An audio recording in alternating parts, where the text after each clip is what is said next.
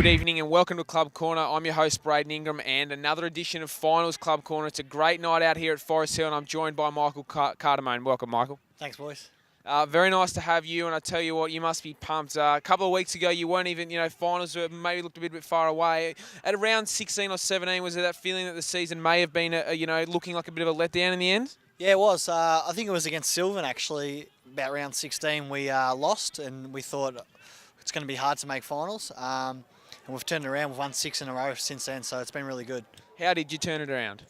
Well, after round 16, we actually had a bit of a chat and said, where do we want to go? We knew that every game from them was going to be an elimination final. So we knew we had to do everything. Every Saturday, every training session we had to make it count, and we did. And we've won 6 in a row, and we're going into Fentrigate this week with a bit of form. It was an important win going into round 18. You got over the top, got in the finals, got yourself into 4th, and then first week of finals against Kilthos, you really jumped out of the block. You guys must have been ready for that game, and they got a bit close to you, but in the end, it was that start that got you over the line. Yeah, it was. It was kind of the complete opposite. The first final, we jumped Kilsyth 6-1 in the first quarter.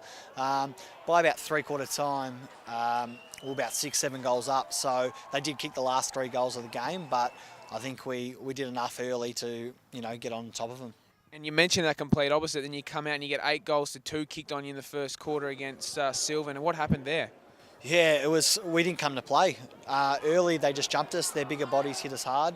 And it was tough. We went into quarter time and we got a spray, as we should have. But we knew if we kept at it, we just kept chipping away. If we were close enough for three-quarter time, we could run over the top of them, and luckily we did. And you kicked 8 for the game. You only had 4 at three-quarter time. You managed to find yourself another 4. It must have been a tight final term. Yeah, it was. It was nerve-wracking.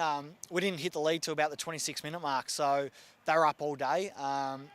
And yeah, we just stuck at it. We were 20 points down at three-quarter time, and they kicked the first goal. So to our credit, we stuck at it, and we just kept fighting, and we ran over the top of them.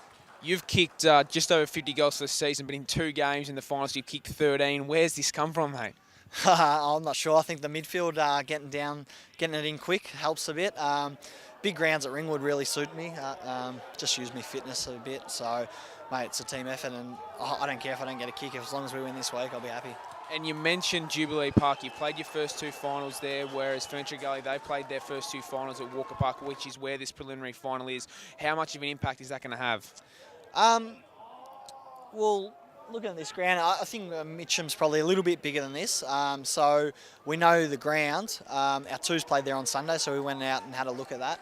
I'm not too sure. I hope it doesn't help them more than us, but I think we're both roughly the same size. We're both probably quick ball users. So I think I'll be honest. I think Ringwood does suit us a bit better, but we have to adjust. It's a prelim final now, so we have to adjust, and hopefully we get the win.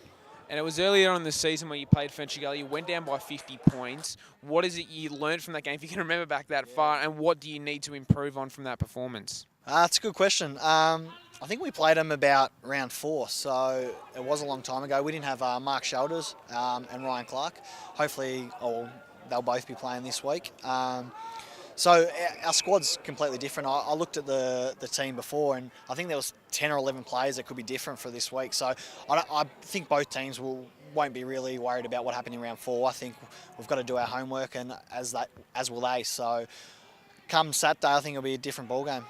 And you really pushed South Belgrave earlier on in the season. Is there a little bit of an eye just on that grand final? If you can get there, you've got a chance? No, you can't. You can't look past Saturday, mate.